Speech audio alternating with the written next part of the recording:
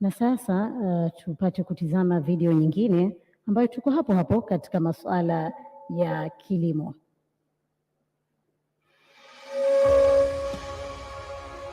Tanzania is a geographical wonder. Take a closer look and you'll see why. It is mountainous in the northeast, where Mount Kilimanjaro, Africa's highest peak, is situated. 3 of Africa's Great Lakes are partly within Tanzania. To the north and west lies Lake Victoria, Africa's biggest lake, and Lake Tanganyika, the continent's deepest lake, known for its unique species of fish. To the southwest lies Lake Nyasa. Central Tanzania is a large plateau with plains and arable land. The eastern shore is hot and humid, with the Zanzibar archipelago just offshore. In the southwestern part of the country are vast highlands, teeming with agricultural potential.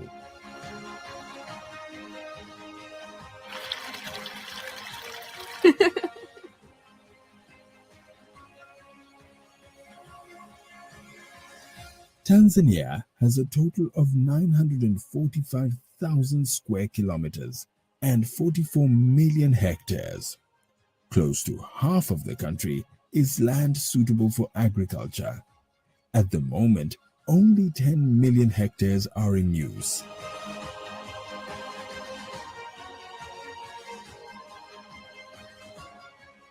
It doesn't end there. The country is divided into 4 distinct climatic zones with 2 seasons of rainfall. And because of these diverse climatic conditions, almost everything grows here. From staple crops like maize, sorghum, millet, rice, wheat, beans, cassava, potatoes, bananas, and plantains, to cash and export crops like coffee, cotton, cashew nuts, tobacco, sisal, and pyrethrum, tea, cloves, horticultural crops such as avocados, oilseeds, spices, and flowers. With a population of around 60 million people, the majority of whom are engaged in agriculture, finding labor for agricultural projects isn't a challenging affair. And with numerous rivers, lakes, and underground water resources, there is enormous potential for irrigated agriculture. To be precise, 29.4 million hectares of land could be irrigated. With such a huge potential, the government has grand plans for its agricultural sector. Its ultimate goal: to feed Africa. The rapid adoption of smart agricultural techniques and a tireless scientific community working to develop quality seeds and produce makes such a future attainable. As such, Tanzania sees itself developing into a hub for seed multiplication in Africa. There's more. The government also has a number of initiatives that are spearheading the growth of the country's agricultural industry. The government runs a massive fertilizer subsidy program for the country's farmers. Through its Building a Better Tomorrow program, the government aims to promote Tanzanian youth engagement in agribusiness for sustainable and improved livelihoods, where it coordinates the establishment of large collective farms or block farms for young people. And with the Southern Growth Corridor of Tanzania in place, the government is actively working to establish other agricultural growth corridors in 7 agroecological zones. Because of these excellent conditions, you are sure to produce, and whatever you produce, you can sell. Great infrastructure, including a network of good roads and rail that connect to a market of more than 500 million people in Eastern and Southern Africa, supports any agricultural venture. What's more, Tanzania is business-friendly. It has a great investor policy, granting investors up to 99-year leases on agricultural land. So why not come to Tanzania? You are not late.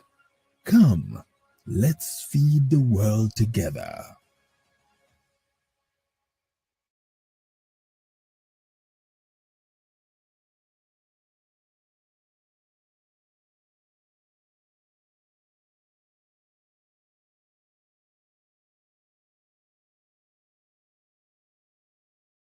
Pia ni mwenyekiti wa Africa Food Prize kwa maneno machache. Nadhani nimemshtukizia, lakini hamna neno, tutakusubiri mheshimiwa.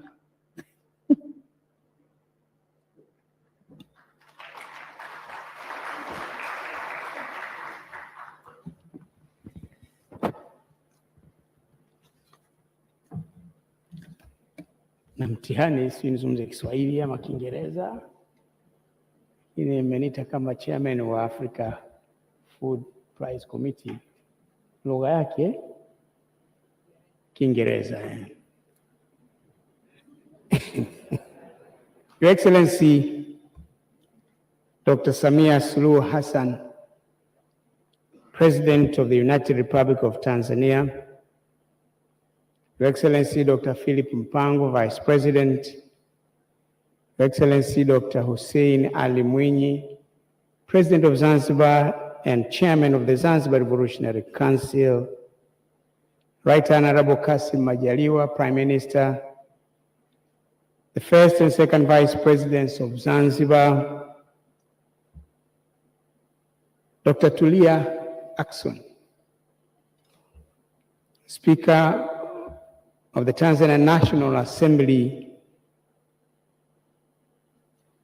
Excellency Haile Mariam Desalegn, former Prime Minister of the Federal Democratic Republic of Ethiopia, and our board chairman of AGRA and also AGRF Partners Group, Dr. Agnes Kalibata, President of AGRA, and our ministers and permanent secretaries, excellencies, ambassadors, and representatives from international organizations, invited guests, ladies and gentlemen.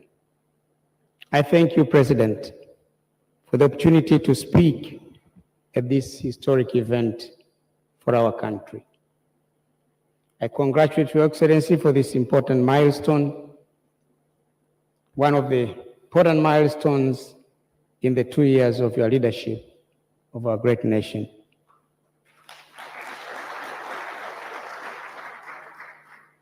We've waited for over a decade to host the AGRF Summit again. I'm proud that Tanzania has become the first nation to host the AGRF as it assumes a new brand, Africa's Food Systems Forum.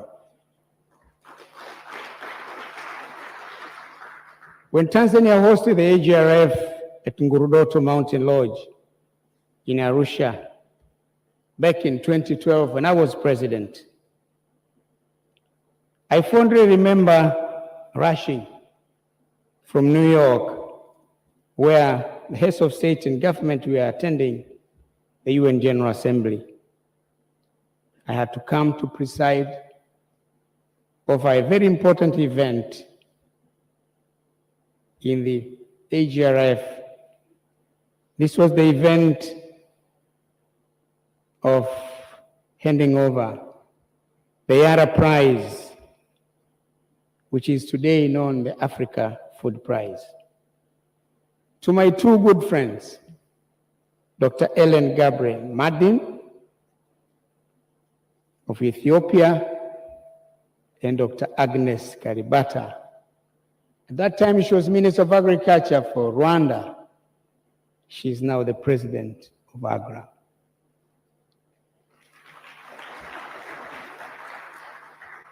I don't need to ask her to stand because you've already seen her speak and you can see how competent she is. At that time, Kofi Annan was the former Secretary General of the United Nations, was chairman of the board of AGRA. It gives me immense pleasure to welcome the AGRI Forum back to Tanzania. But now, under the chairmanship of a great friend of mine at a personal level, but also a great friend of Tanzania, in the name of His Excellency Haile Mariam Desalegn, former Prime Minister of the Federal Democratic Republic of Ethiopia. Ladies and gentlemen, Africa's Food Systems Forum brings something fresh to Tanzania, which has long been an agricultural powerhouse because of its vast lands, diversified farmers, but most importantly, sound agricultural and economic policies. My humble appeal to you, Your Excellency, and to my fellow Tanzanians, please use the opportunity of the forum to showcase what Tanzania has to offer.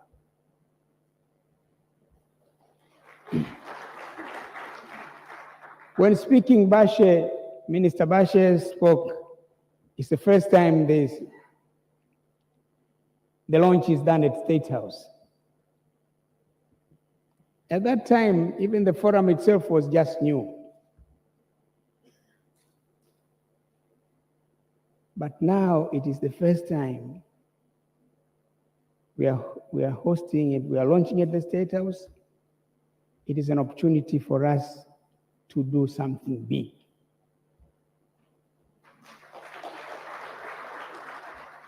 Let those who come to the AGRF under the new name go back home with fond memories. Go back home with a message that nothing compares to what has happened in Tanzania in September. I know we can do that. As previously described, this country is an agricultural hotbed, and I'm genuinely convinced that Africa's food security solutions will emerge from actions by countries, and Tanzania can play a very pivotal role in this regard. Your Excellency President, Dr. Samia Suluhu Hassan, and your esteemed government, I have no doubt that Tanzania will continue to play that essential role in feeding itself, feeding Africa, and the outer world.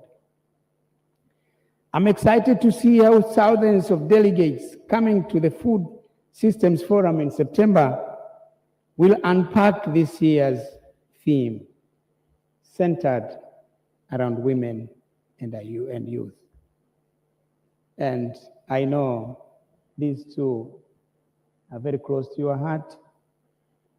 And I was not part of the thinking, but I'm sure you had a lot of influence in this forum having this kind of a theme.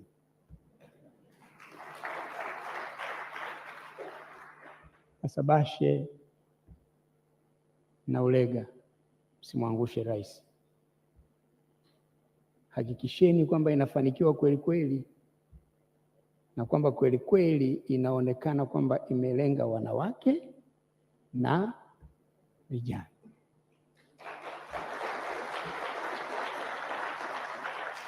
Sorry, I use the other frequency just to communicate properly the message to these two young men, that they should never let down the president. They should make sure that this thing is organized so well, and people should come out of here believing, seeing it, that indeed it has been centered on women and centered on the young people, who happen to be 63% of the Tanzanian population. Your Excellency, last month, I was appointed chairman of the Africa Food Prize Committee.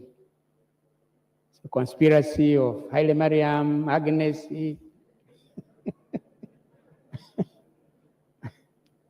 I could not attend the meeting. I was participating by Zoom.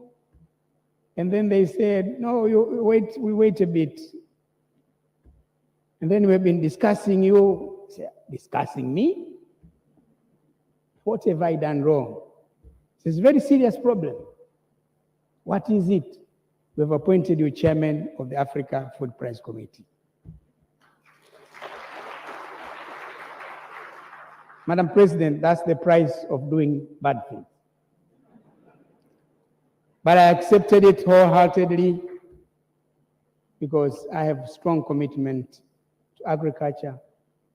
I have strong commitment to making sure that the people of Tanzania feed themselves, but also the people of this continent also feed themselves, but also feed the world. 60% of the world's unused, not underused, unused arable land is in Africa. So we in Africa have the capacity of feeding this world when in 2050 will be 9 billion. We're already 7 billion now. In 2050, we'll be 9 billion. And the biggest challenge then would be, how do we feed this 9 billion? And that responsibility now lies in the hands of Africa, who has 60% of the world's unused arable land. I believe we can rise to the challenge. But in this Africa Food Prize Committee, the prize that the winner gets, if my committee sits down and says, okay, fine, this one is the winner this year, it is $100,000. It's not a small prize. $100,000 ukapiga kwa hesabu ya TZS karibu 200 na mabilioni. So it's a lot of money. But it has been done deliberately to promote innovation,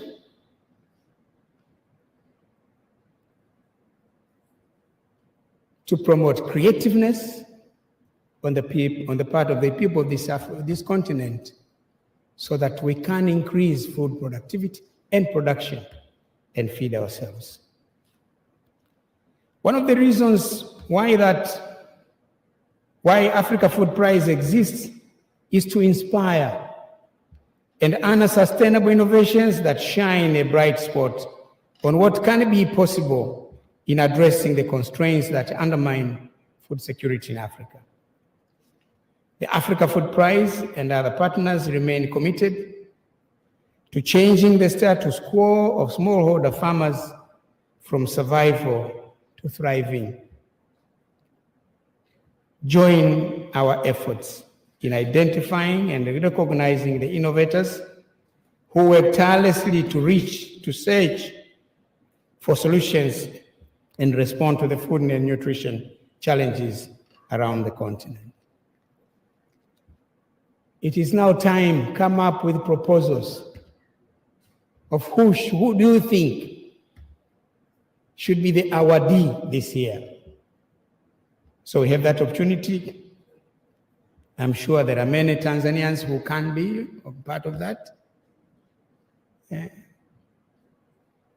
Kwa lugha mjini anasema changamkieni fursa. Tutapata $100,000. I want to invite you to engage with the Africa Food Prize, a vital part of the Food Systems Summit. Because at the Food Systems Summit in September here, that's the time when we'll be giving the award. We do it at AGRF. I call upon us to participate in the nomination exercise by identifying outstanding individuals or organizations for the 2023 Food Prize, for Africa Food Prize. I'm excited to see the quality of the selections that are going to come. As I conclude, I want to recognize the efforts of Your Excellency, Madam President, Dr. Samia Suluhu Hassan, and your entire government in ensuring that youth and women are at the center of this country's food systems. Ladies and gentlemen, we must now work extra hard to derive local solutions to our hunger and nutrition challenges. The upcoming Food Systems Summit provides an excellent opportunity to establish the alliance, partnerships, and plans that will get us well on our feet. Madam President, Excellencies, ladies and gentlemen, thank you for your kind attention.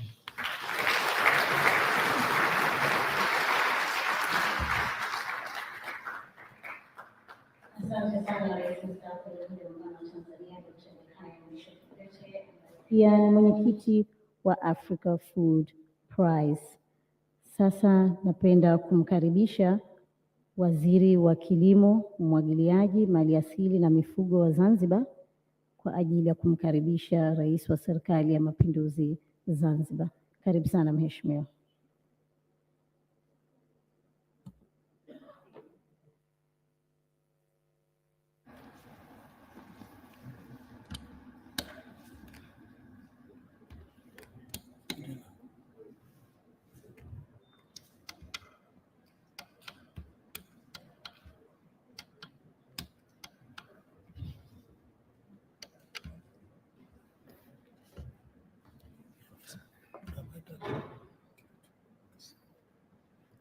Mheshimiwa Daktari Samia Suluhu Hassan, Mheshimiwa Rais wa Jamhuri ya Muungano wa Tanzania, Mheshimiwa Waziri Mkuu, Mheshimiwa Makamu wa Rais wa Jamhuri ya Muungano wa Tanzania, Dr. Mpango, Mheshimiwa Rais wa Zanzibar na Mwenyekiti wa Baraza la Mapinduzi, Dr. Hussein Ali Mwinyi, Mheshimiwa Makamu wa kwanza wa Rais wa Serikali ya Mapinduzi ya Zanzibar, Mheshimiwa Makamu wa pili, Mheshimiwa Waziri Mkuu, Mheshimiwa Spika, viongozi mbalimbali, Mheshimiwa mawaziri, wageni waalikwa, mabibi na mabwana, assalamu alaikum. Good afternoon. Mheshimiwa Rais wa Jamhuri ya Muungano wa Tanzania, naomba nitumie fursa hii kwanza kukushukuru wewe binafsi, lakini pia kuwashukuru viongozi mbalimbali, Mheshimiwa Rais akiwemo Mheshimiwa Rais wa Zanzibar na Mwenyekiti wa Baraza la Mapinduzi, lakini na sisi kwa kupata nafasi katika wizara yetu, kwa maana Wizara ya Kilimo, Umwagiliaji, Maliasili na Mifugo ya Serikali ya Mapinduzi ya Zanzibar, katika kushiriki katika platform hii ambayo ni muhimu sana katika maendeleo ya uchumi wa nchi ikiwemo Zanzibar. Mheshimiwa, najua jukumu langu ni kumkaribisha Mheshimiwa Rais, lakini naomba uridhie niseme machache kwa ruhusa yako Mheshimiwa. Kwa ujumla, kilimo cha Zanzibar kinachangia kiasi kubwa, takriban 54%, licha ya udogo wa ardhi tuliokuwa nayo, kimeweza kuwa kinatoa mahitaji ya chakula. Hivyo basi kina mchango mkubwa katika kudhibiti mfumuko wa bei za chakula nchini, na kimsingi kilimo kimechangia takriban 25% kwa pato la taifa. Ukitoka mwaka 2021 kiliweza kuchangia kwa 24.6%. Sasa hivi tumeweza kusogea, tumefikia kwa kiwango hicho.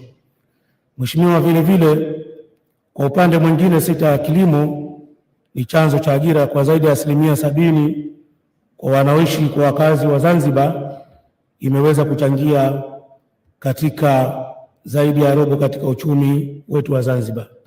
Mheshimiwa Rais, mimi nataka nikuhakikishie kwa niaba ya Wizara ya Kilimo kwamba Wizara ya Kilimo inaendelea kufanya jitihada mbalimbali za kuona kwamba na sisi tunaendelea kuzalisha kwa kiwango na kwa jitihada kubwa ili kuendana na kukabiliana na mfuko wa bei na kukabiliana na utegemezi wa kuagiza bidhaa za nje.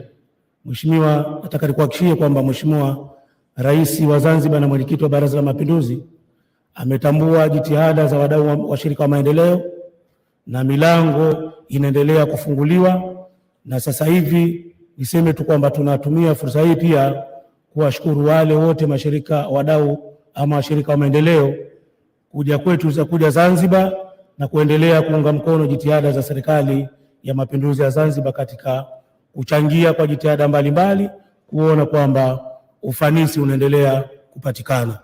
Kwa hiyo Mheshimiwa, ni mwaka wangu mmoja tokea kupata heshima hii Mheshimiwa Rais ambao amenipatia, lakini nataka niahidi na nikuhakikishie kwamba Zanzibar nayo iko mstari wa mbele katika kuona kwamba jitihada za kilimo kwa sekta zote zilizomo ndani ya Wizara ya Kilimo zinaendelea kufanya vizuri na kuweza kutoa mchango kwa pato la nchi, ikiwemo misitu, kilimo, umwagiliaji pamoja na mifugo.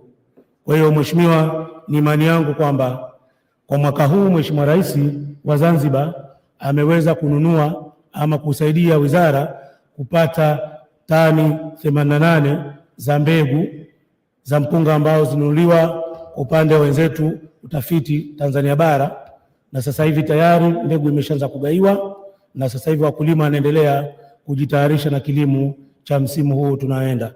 Jitihada nyingine za upatikanaji wa pembejeo ikiwemo mbolea, tumekuwa na ushirikiano mzuri na Mheshimiwa Waziri wa Kilimo Mheshimiwa Bashe, nacho tunaamini kwamba kwa ile ruzuku ambayo unaendelea kutoa kwa upande wa Tanzania bara, Mheshimiwa Rais, ni imani yangu kwamba na sisi fursa hiyo tutaitumia kwa upande wa Zanzibar, na tumeshafikia hatua nzuri na Mheshimiwa Waziri. Kwa hiyo Mheshimiwa, naomba nikuhakikishie kwamba kwa Zanzibar tunao mashirikiano mazuri na wenzetu, tunaendelea kuzungumza, kujadiliana yale ambayo si ya muungano katika kuona kwamba tunamsaidia Mheshimiwa Rais katika kuona kwamba sekta ya kilimo kwa ujumla wake tunaenda kufanya vizuri. Na kwa mwaka huu yale miundombinu ya umwagiliaji ambayo ilijengwa kwa muda mrefu, tayari kwa mwaka huu tumeshaweza kugawanya ploti ambazo wakulima wetu wataanza kulima katika maeneo ya Cheju na maeneo mengine ya Zanzibar. Hizo ni miongoni mwa jitihada chache ambazo nimeweza kuzizungumza hapa mbele yako, ambazo Mheshimiwa Rais ameweza kuzifanya kwa upande wa Serikali ya Mapinduzi ya Zanzibar. Baada ya maelezo hayo, kwa sababu ya forum hii sio kwangu, naomba nitumie fursa hii sasa, Mheshimiwa Rais wa Zanzibar na Mwenyekiti wa Baraza la Mapinduzi, naomba sasa nikukaribishe rasmi uje uzungumze na hadhara hii. Asante sana Mheshimiwa Rais, karibu sana tafadhali.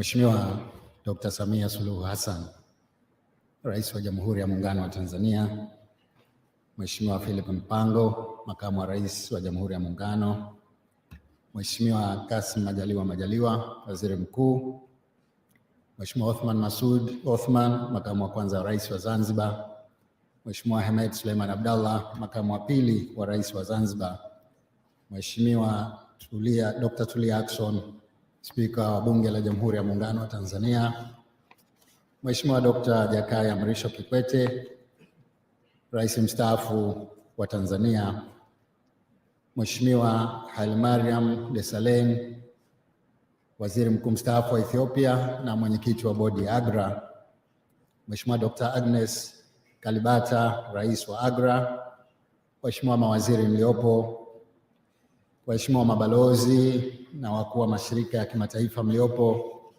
washirika wa maendeleo, wawakilishi wa sekta binafsi, viongozi wa vyama vya siasa, wakuu wa vyombo vya ulinzi na usalama, viongozi wa dini, wanahabari, wageni waalikwa, mabibi na mabwana.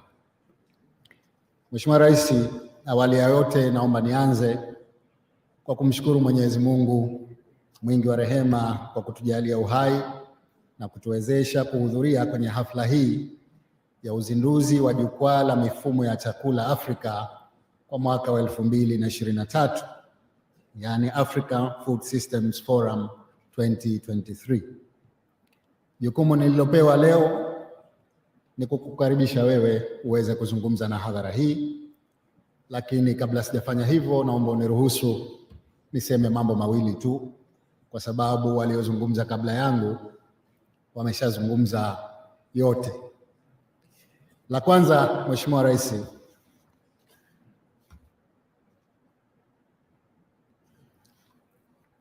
ni shukrani. Napenda nitoe shukrani zangu za dhati kwako kwa mafanikio ambayo nchi yetu inaendelea kuyapata chini ya uongozi wako.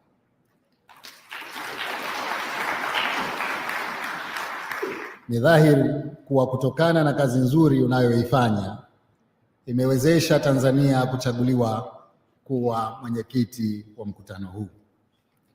Mheshimiwa Rais, nchi yetu ina fursa kubwa ya uwekezaji katika sekta ya kilimo.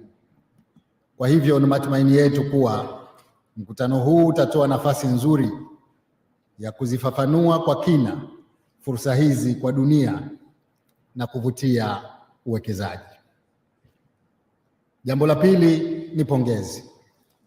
Mheshimiwa Rais, tunakupongeza kwa sababu kuwepo kwa mkutano huu katika nchi yetu kunadhihirisha utashi na dhamira ulionayo ya kumkomboa mwananchi wa Tanzania kwa kutengeneza ajira miongoni mwa vijana na wanawake katika sekta ya kilimo. Hatua hiyo ni namna bora ya kuzitumia rasilimali mbalimbali alizotujalia Mwenyezi Mungu, zikiwemo utajiri wa ardhi kubwa tuliyokuwa nayo yenye rutuba pamoja na mifugo mingi. Hatuna shaka kwamba mkutano huo utafungua fursa nyingi za uwekezaji katika sekta ya kilimo na hivyo kutoa ajira nyingi kwa wananchi wetu kupitia kilimo cha mkataba na fursa za masoko ya bidhaa watakazokuwa wanazalisha.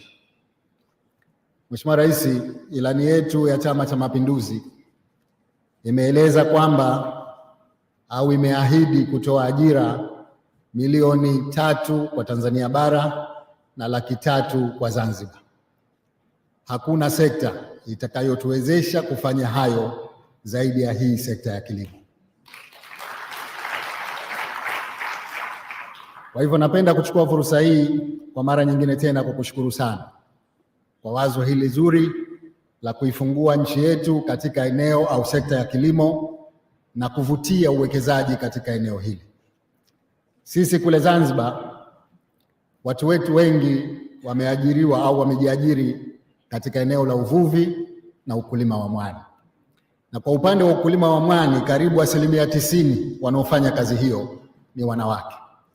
Kwa hivyo tutakuwa tayari kuja kuonyesha fursa nyingi tulizokuwa nazo katika eneo la kilimo na ukulima wa mwani pamoja na uvuvi kwa Zanzibar. Sekta hii bila shaka itatuwezesha kuajiri watu wengi kama nilivyosema awali, na hususan vijana wetu na wanawake. Leo tunapozungumza tuna vijana wengi sana, wengine wanaoshindwa kuendelea na vyuo vikuu, lakini wengi ambao wanamaliza vyuo vikuu hawana ajira. Tuna imani kwamba uwekezaji katika sekta hii utaweza kutoa ajira nyingi kwa wote hawa vijana ambao kwa sasa wengi wao hawajaweza kujiajiri kikamilifu. Mheshimiwa Rais, nimalizie kwa mara nyingine tena kutoa shukrani zangu kwa kualikwa katika mkutano huu muhimu, na sisi kama Zanzibar tutajipanga kama nilivyosema kuja kuonyesha fursa nyingi tulizokuwa nazo, ikiwemo kwa kisiwa cha Unguja peke yake kuwa na hoteli zaidi ya 600 ambazo bado hatujaweza kuzitosheleza kwa mahitaji yao ya bidhaa za kilimo na ufugaji kutoka ndani. Hii ni fursa nzuri ya kutuwezesha kufika huko. Baada ya maneno haya machache, sasa kwa heshima na taadhima, naomba nikukaribishe uje uzungumze na hadhara hii. Asanteni sana kwa kusikiliza.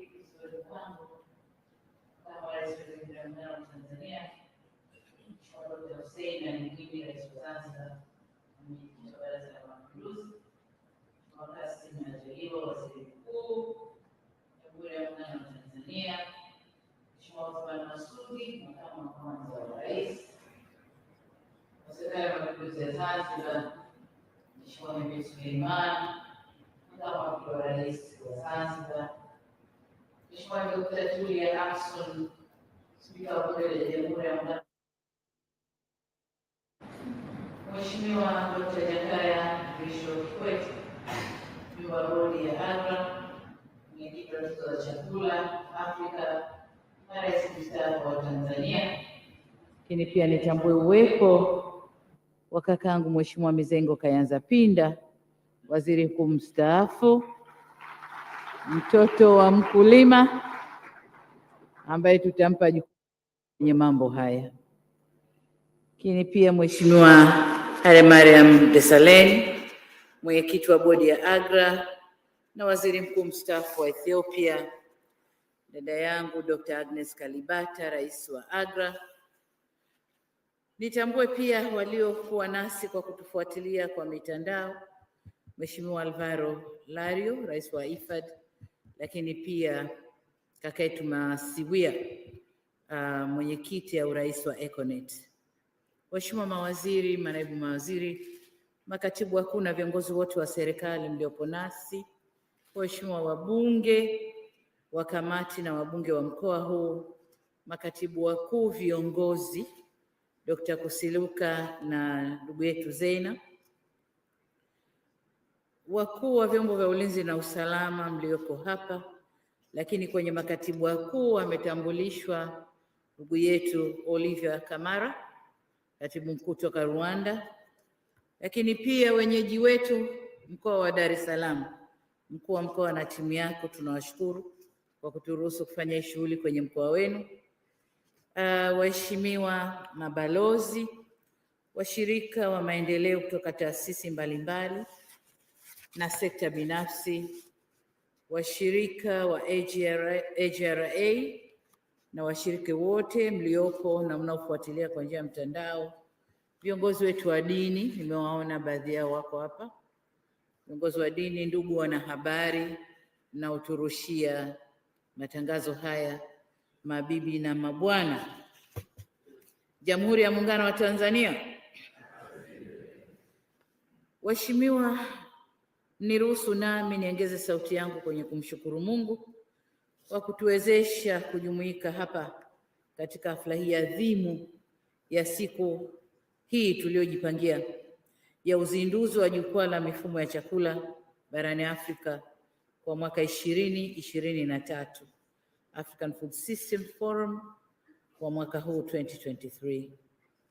Ndugu zangu, kabla sikuendelea, tarehe kama hii mwaka juzi 2021 tulipoteza mpendwa wetu Rais marehemu Dr. John Pombe Magufuli, na naomba bila kusimama hapo tulipo tupate dakika moja kila mtu amwombee kwa imani yake.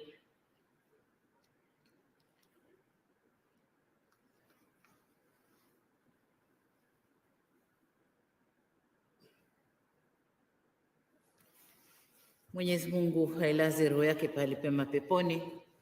Amin. Ndugu zangu, kwa niaba ya serikali na wananchi wa Jamhuri ya Muungano wa Tanzania, napenda kuushukuru kwa dhati uongozi wa Jukwaa la Mapinduzi ya Kijani barani Afrika, the African Green Revolution Forum AGRF, kwa kuipa Tanzania heshima ya kuwa mwenyeji wa Jukwaa la Mfumo wa Chakula katika bara la Afrika kwa mwaka huu 2023. Nilikuwa na mazungumzo ya muda mrefu na Mheshimiwa Salaam, lakini pia Agnes, na wakati ule tunaanza mazungumzo sikudhani kama kweli Tanzania tunaweza leo kuwa hapa kuzindua baraza lile kuja kufanyika hapa mwaka huu. Nilikuwa naangalia kama haitawezekana, kama inawezekana. Tumekwenda na hii safari, lakini tulipofika hapa meona kabisa inawezekana, na nawashukuru sana kwa kunitia moyo na kuniambia unaweza, beba hiyo challenge na itawezekana. Kwa nashukuru sana. Lakini nimshukuru sana Mrisho Mpoto kwa message yake aliyotoa. Nataka nimwambie ninamfahamu vyema. Alivyosema tutume tukaseme huko, basi nadhani waziri utafanya mazungumzo naye ili umpe kazi ya kumtuma kwenda kusemea huko kuhusu kilimo na vijana. Lakini niseme hakika hii ni ishara ya imani kwa kukubalika kwa mageuzi mbalimbali tunayoendelea kutekeleza hasa katika sekta ya kilimo. Wenyeji wa mkutano huu una umuhimu kwa taifa letu ambapo zaidi ya 25% ya uchumi wetu unategemea sana sekta ya kilimo. Kwa miaka mingi kilimo chetu kilikuwa ni kilimo cha kujikimu na hatukwenda hasa kwenye kilimo cha biashara, ukiacha yale mazao ambayo kiutamaduni wetu ndio mazao yetu yalikuwa ya biashara: pamba, kahawa, chai na mazao kama hayo. Lakini mengine haya hatukwenda kibiashara, kwa tunalima tukujikimu. Sasa serikali kwa maksudi tumeamua kutoa kipaumbele kwa sekta hii ya kilimo, na sababu nitazisema baadaye. Na ni matumaini yangu kuwa kufanyika kwa mkutano huu ni hatua moja mbele na mwanzo mzuri wa kupatikana kwa matokeo tunayoyatarajia kwenye sekta hii ya kilimo. Lakini niseme shukrani zangu pia ni kwa wote waliojitoa kwa hali na mali kufanikisha shughuli yetu ya leo. Kwa wageni wetu mliotoka mbali, poleni kwa safari, karibuni Tanzania. Pamoja na wale ambao wanatufuatilia kwenye mitandao, tunawaambia asanteni sana kwa kujumuika nasi. Najua nyote ni wakereketwa wa kilimo, na kwa pamoja tutashirikiana kuhakikisha kuwa swala la usalama wa chakula na lishe au lishe bora ni ajenda ya kila mmoja wetu. Tumesikia hapa historia nzuri ya au maana na kazi zao AGRF na AGRA ambayo sitaki kuirudia, lakini tumemsikia pia Rais mstaafu Dr. Jakaya Kikwete akituambia kwamba Tanzania ilishawahi kufanya mkutano wa AGRF mwaka 2012, na mkutano ule kwa kiasi ulichangia maendeleo ya kilimo tulionayo leo. Kwa niseme sasa, kwa Tanzania kuwa tena mwenyeji wa jukwaa hili ni hatua nyingine ya kuitangaza dunia kwamba au kuitangazia dunia kwamba nchi yetu ina lengo la kuwa ghala la chakula kwa Afrika. Hivyo tumeanza kuwekeza kibajeti na kimkakati katika maeneo ya msingi ikiwemo kuongeza tija katika uzalishaji kwa kuhakikisha wakulima wanatumia mbegu bora na wanapata mbolea na viuatilifu kwa wakati, kuhakikisha vijana wanakuwa ni kipaumbele katika uwekezaji na mageuzi ya kilimo nchini kupitia program tulioibuni inayoitwa Building a Better Tomorrow au BBT. Kuwekeza kwenye utafiti na kufungua masoko mapya ya kimataifa ya mazao, kujenga miundombinu ya umwagiliaji inayozingatia mabadiliko ya tabia nchi, kuweka mazingira jumuishi ya sekta binafsi kushiriki katika mnyororo wa thamani katika kilimo na kupunguza upotevu wa mazao baada ya kuvunwa, hasa mazao ya mboga mboga na matunda. Ndugu zangu, kupitia jukwaa hili, wazalishaji, wawekezaji, watu mashuhuri duniani na wafanyabiashara zaidi ya 3,000 watapata wasaa wa kujadiliana namna ya kuendeleza sekta ya kilimo, kutangaza utalii, biashara na fursa za uwekezaji zilizopo nchini. Hatua hii itachangia kuongezeka kwa uwekezaji katika sekta ya kilimo nchini, kukuza utalii, kuimarika kwa masoko na teknolojia kwa faida ya Tanzania, Afrika na dunia kwa ujumla. Tanzania ina historia ndefu kuhusu mapinduzi ya kilimo, na wakati wote tulikuwa tunajua kwamba kilimo ndio sekta muhimu kwa uchumi wa nchi yetu. Kwa hiyo mapinduzi ya kilimo yamekuwa yakitokea awamu moja kwenda nyingine, na yamechangia kampeni mbalimbali hapa Tanzania, ikiwemo kilimo cha kufa na kupona, lakini tuliingia pia kwenye kampeni ya kilimo kwanza, na sasa kilimo ni biashara. Mikakati hii yote ya tangu Tanzania ipate uhuru imeweka misingi imara katika uzalishaji kwenye sekta ya kilimo, ambayo sasa imeifanya nchi yetu kuweza kujitegemea kwa chakula. Nchi yetu Tanzania inajitegemea kwa chakula, ukiacha mazao machache ambayo tunaagiza.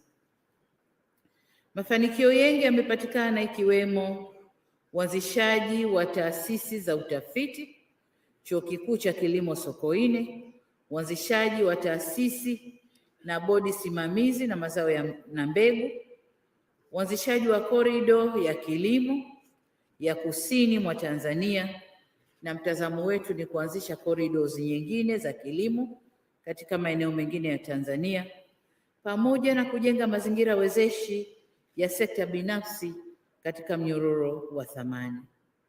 Lakini kwa sababu tuko na Dr. Jakaya Kikwete, nimshukuru sana kwamba wakati wake kazi ya kukuza kilimo nayo ilifanywa vizuri, lakini ameendelea kuifanyia kazi sekta hiyo Afrika na duniani, na leo kuwa mwenyekiti wa World Food Prize, jukwaa hilo la dunia. Hongera sana mheshimiwa, tunakushukuru sana. Ndugu zangu, serikali imejikita kuhakikisha nchi inajitosheleza kwenye mazao mengine machache ambayo bado tunaagiza kutoka nje. Mazao ambayo tunaagiza kutoka nje, tunaagiza ngano, mafuta ya kula, sukari na sukari, pamoja na kutatua changamoto ya kuwepo na tija ndogo katika kilimo na kuhakikisha mkulima ananufaika moja kwa moja. Kwa tumesema kwamba tunajitosheleza, lakini kuna mazao ambayo bado, ngano ni mojawapo, lakini nataka niseme kwamba tuna mpango kamili wa kuhakikisha tunafufua mashamba yote ya ngano na yanalimwa kisasa. Lakini kwenye mafuta ya kula tumejipanga vizuri kwa kutumia vijana wetu kwenda kuzalisha mafuta ya kula kule Kigoma Michikichi na maeneo mengine nazi. Tunakwenda kujipanga vyema kuhakikisha tunakwenda kujitosheleza kwenye mafuta ya kula pia. Kwa upande wa sukari, nilikuwa nasoma taarifa hivi karibuni na nikakuta sukari tumetoka kwenye pengo kubwa la kuto kujitosheleza kwa sukari, lakini tumeshuka vizuri, na mpaka mwaka huu tulionao pengo letu ni tani 30,000 tu, ambazo kwa mwakani viwanda vinavyokuja kujengwa na viwanda vinavyotanuliwa vinavyoongeza uzalishaji, tunakwenda kupunguza zaidi pengo la sukari. Tutakwenda kujielekeza sasa kwenye kuzalisha sukari ya viwandani, lakini sukari ya kutumiwa na wananchi tunakwenda kujitosheleza. Kwa hilo ndilo lengo la serikali, kujitosheleza kwa chakula, lakini pia kwa ghala la chakula kwa Afrika. Lengo letu kubwa ni kuhakikisha kuwa hadi kufikia mwaka 2030 kupitia mkakati wetu wa ajenda 1030 kilimo ni biashara, tunafikia lengo la kuweza kuifanya sekta ya kilimo ichangie kwa 30% kwenye ukuaji wa pato la taifa, lakini pia kuhakikisha Tanzania inajitosheleza kwa chakula na kulisha nchi jirani na ikiwezekana bara la Afrika, kwa sababu tunasema chakula ndio usalama wa nchi, na bila chakula nchi zetu zinakuwa haziko salama. Kwa lazima tuhakikishe tuna chakula cha kutosha ili kulinda usalama wa nchi zetu. Ndugu zangu, tunapozungumza kilimo hapa, watu wengi watadhani tunazungumza crop farming, kilimo cha mazao, lakini walionitangulia wameiweka vizuri kwamba kilimo ni pamoja na uvuvi, ni pamoja na livestock keeping, kufuga. Sasa katika maeneo yote hayo tunakwenda kujipanga vizuri. La kufurahisha ni kwamba kwa upande wa kilimo cha mazao tayari tumeanza mradi wa vijana wa block farming au cluster farming kwa vijana katika mazao niliyoyataja kwamba tuna upungufu, na tarehe 20 mwezi huu, kesho kutwa, na kwenda kuzindua huo mpango pale Dodoma, lakini mikoa mingine itafuatia. Tunakwenda kuanza na vijana 812 kuwaingiza kwenye mafunzo, na wanapohitimu tunakuja kuwakabidhi hati zao za ardhi ili waanze kazi katika maeneo ambayo tayari tulishawekea miundombinu ya kumwagilia. Kwa hiyo tunakwenda kuanza kwa kishindo. Na hapa niseme pia kwamba Waziri wa Uvuvi, ningependa nawe wakati Septemba jukwaa lile la food system linakuja kufanya hapa, tunapoonesha kwenye skrini hizo maendeleo tulionayo, upande wako tuone mashamba ya mifugo unanenepesha na vizimba vya uvuvi vya samaki. Na hii ni kwa Tanzania bara na Zanzibar, mawaziri wote mko hapa, kwa Tanzania bara na Zanzibar.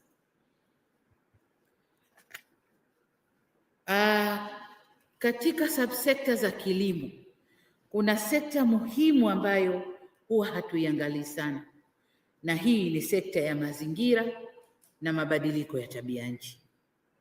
Lazima tuitupie jicho ipasavyo, lazima tuifanyie kazi ipasavyo. Tumezoea kutegemea misaada ndio tufanyie kazi mazingira yetu, lakini kama misaada haiji, lazima tujifunge huku ndani na tuwe na mpango kabambe. Tunakwenda kuyafanyia kazi vipi mazingira yetu, kuwashirikisha wananchi wetu ili kilimo chetu kiende kama tunavyokikusudia. Kwa hiyo niombe sana sekta hizo zitupiwe jicho sana. Nilikuwa naangalia takwimu za mahitaji ya chakula angalau kwa Afrika, na nilikuwa nasoma nikaona kwamba baada ya janga la uviko 19 au COVID-19, shocks za kiusalama za dunia zilizopo sasa pamoja na mabadiliko ya tabia nchi yamefanya dunia kuwa na uhaba mkubwa wa chakula. Nilikuwa naangalia nikaona kwamba ndani ya Afrika ukiweka watu 5 hapa, mmoja anakosa chakula kabisa, mmoja anapata mlo mmoja, mwingine ana uwezo wa kupata miwili, na mmoja tu ndo ana uwezo wa kupata milo 3 kwa siku. Lakini mmoja katika 5 hana chakula kabisa. Takwimu hii sio nzuri ukichukulia idadi yetu Afrika 278 milioni. Na hii ni kwa mujibu wa takwimu za Umoja wa Mataifa, FAO, lakini na wadau wengine wa sekta ya kilimo. Lakini hawakuishia hapo, wakasema wanategemea, mategemeo ni kwamba hali inaweza kuwa mbaya zaidi kuliko ilivyo sasa hivi. Lakini nikaangalia kwa upande wetu Afrika Mashariki, tunaambiwa food insecurity, kutokuwa na usalama wa chakula, iko kwa 60% tukilinganishwa na wenzetu Afrika Magharibi ambao ni 40%. Kwa hiyo ndani ya Afrika Mashariki tuna kazi kubwa ya kufanya kuhakikisha tunazalisha vya kutosha.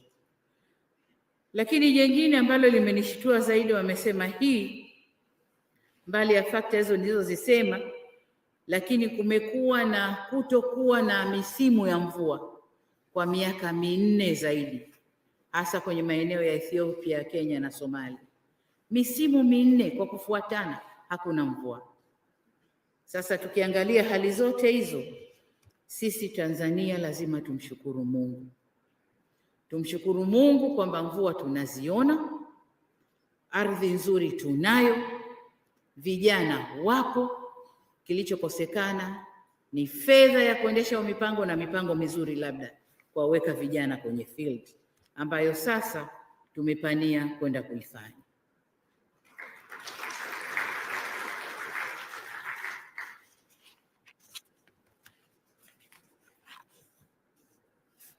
Tarehe 25-27 Januari mwaka huu nilishiriki mkutano wa wakuu wa nchi za Afrika kuhusu utoshelevu na ustahimilivu wa chakula uliofanyika kule Dakar, Senegal.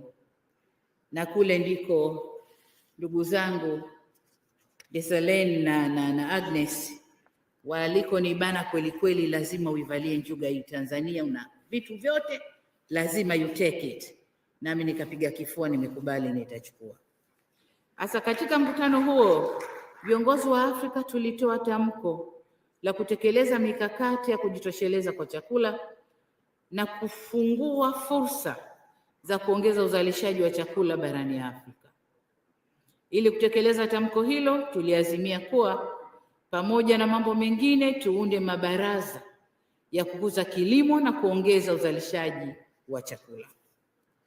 Napenda niwajulishe kwamba tayari serikali ya Jamhuri ya Muungano wa Tanzania tumeshaunda baraza hilo la kuangalia utoshelevu wa chakula Tanzania, au tunaita Presidential Food and Agriculture Delivery Bureau, na baraza hili litakuwa na wajumbe hawa wafuatao: Mheshimiwa Mizengo Kayanza Pinda, Waziri Mkuu mstaafu wa Jamhuri ya Muungano wa Tanzania, ambaye pia atakuwa mwenyekiti wa baraza. Mtoto wa mkulima, miaka yake yote alikuwa anasema mimi ni mtoto wa mkulima. Sasa mwanga mpe nani? Mchawi mpe mtoto ale, sio? Mheshimiwa Waziri Mkuu, tunakukabidhi baraza la kukuza kilimo Tanzania. Lakini wajumbe wengine watakuwa ni Mheshimiwa Haile Mariam Desalegn, ambaye pia atakuwa ni mjumbe wa baraza letu, na yeye tumemuweka kwa sababu yuko machimboni huko, lakini kubwa ni yeye aliyesema Tanzania move. So katika ule mwendo yeye ndio atakuwa anatusukuma tuende huo mwendo. Tumemweka pia Bwana Geoffrey Kirenga, mkurugenzi mtendaji wa SAGOT, na hii ni kwa sababu ya performance nzuri katika eneo lile, ukanda wa SAGOT, na tunataka utumie experience hiyo kufungua zoni nyingine za kilimo ndani ya Tanzania. Lakini pia tuna Bwana Andrew Masawe ambaye alikuwa katibu mkuu wa Wizara ya Kilimo. Sasa ile experience aliyoipata miaka yote aende akatumie. Baraza hili pia litakuwa na secretariat na wajumbe wafuatao: kwanza Dr. Florence Turuka ambaye alikuwa katibu mkuu ndani ya serikali yetu, lakini kwa sasa ni mhadhiri wa chuo kikuu cha Sokoine cha kilimo pale SUA. Lakini mjumbe mwingine wa secretariat ni Dr. Jacqueline Mkindi, mkurugenzi mtendaji wa Tanzania Horticulture Association TAHA, tukijua kwamba kwa sasa hivi mazao yanayoleta fedha haraka ni horticulture. Kwa hiyo tunakuweka huko, kawaingize vijana kwenye horticulture, ni quick win sector, tuuze tupate fedha haraka. Lakini pia mjumbe mwingine wa secretariat ni Dr. Mwatima Juma. Yeye ni mwenyekiti wa Tanzania Organic Agriculture Movement au TOAM. Kwa hiyo hili ndio baraza na wajumbe wa secretariat. Tunawatakia kazi njema, na kwa namna ya pekee napenda kuchukua fursa hii kumshukuru sana Mheshimiwa Desalegn kwa kukubali uteuzi wetu. Tulimconsult kwanza na akasema go ahead, niko nyuma yenu. Kwa hiyo tunashukuru sana. Nia ya serikali ni kushirikiana na wenzetu kutekeleza azma ya nchi za Afrika kujitosheleza kwa chakula. Penda nitumie fursa ya mkutano huu pia kuzindua rasmi baraza hili siku ya leo. Kwa hiyo kesho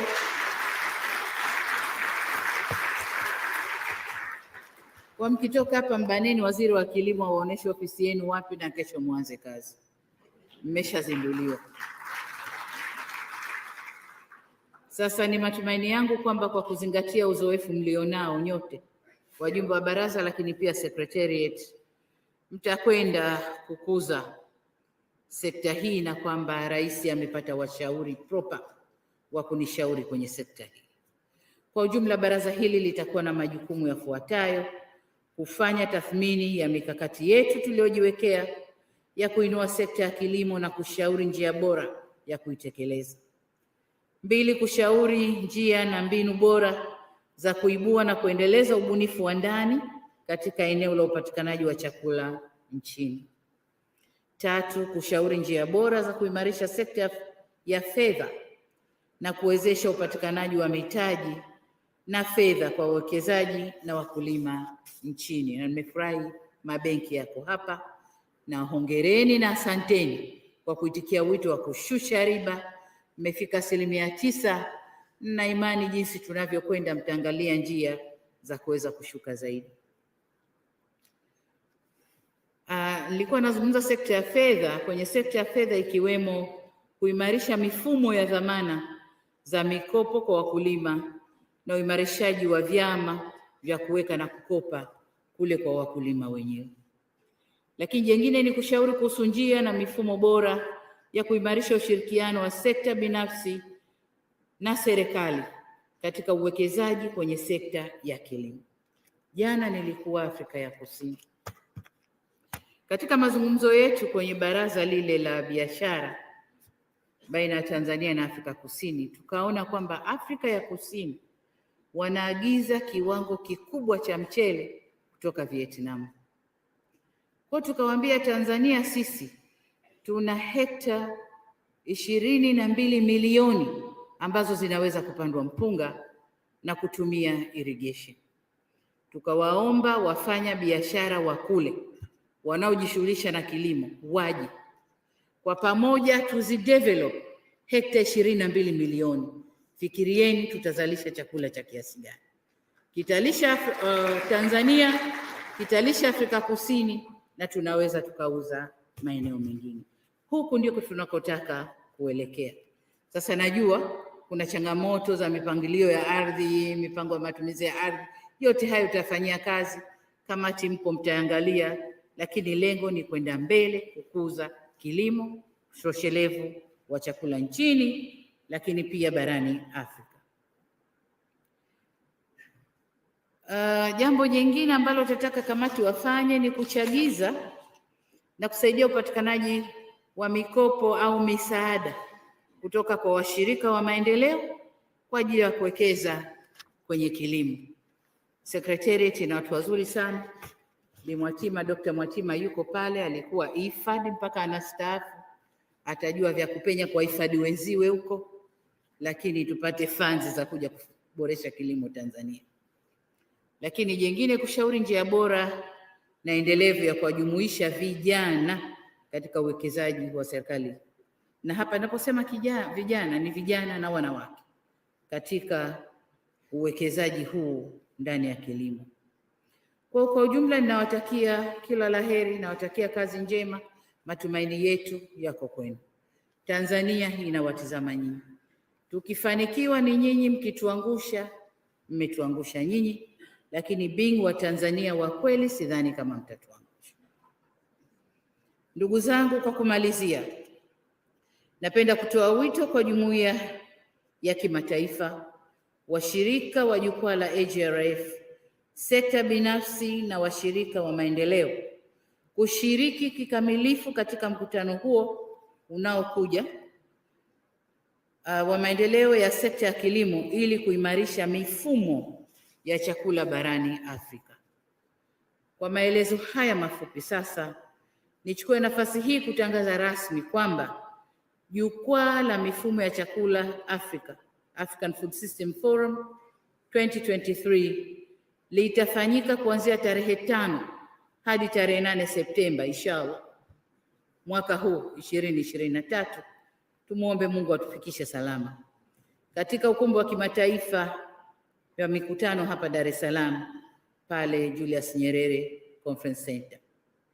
Ndugu zangu, haya yote tuliyoyataja yanataka fedha, na moja kati ya changamoto kwa vijana na wanawake ni mtaji wa kuwekeza kwenye kilimo. Tumejipanga kutoa misaada ya inputs za kilimo, mbolea, viuatilifu, mbegu bora na yale yote mengine yatakayotakiwa. Kwa maana hiyo tumeunda mfuko unaitwa AGITIF, Agricultural Trust Fund ya Tanzania, AGITIF. Mfuko huu utakwenda kuwa na fedha za kununua yote niliyoyasema kwa ajili ya mashamba ya vijana, lakini na yale mengine yanayotakiwa kwa kukuza kilimo Tanzania. Hivyo niwaombe mashirika ya kimataifa, sekta binafsi, wafanya biashara na wote ambao watakuwa kwenye hali nzuri watushike mkono, watuchangie kwenye mfuko huu, na nimeambiwa kazi hii itafanyika baadaye hapo kidogo. Niwaombe sana tuchangieni mfuko huu ili tukuze kilimo Tanzania. Hii ni mara yangu ya pili kusimama kama rais kuomba kuchangiwa kwenye mfuko ili twende tukafanye kitu. Mara ya kwanza nadhani ilikuwa mwaka juzi 2021, nilisimama na kuomba wafanya biashara wanichangie niende nikafanye royal tour nikuze utalii Tanzania. Na furaha kusema ile mission imekuwa very well accomplished. Watalii wanakuja, Tanzania inanufaika,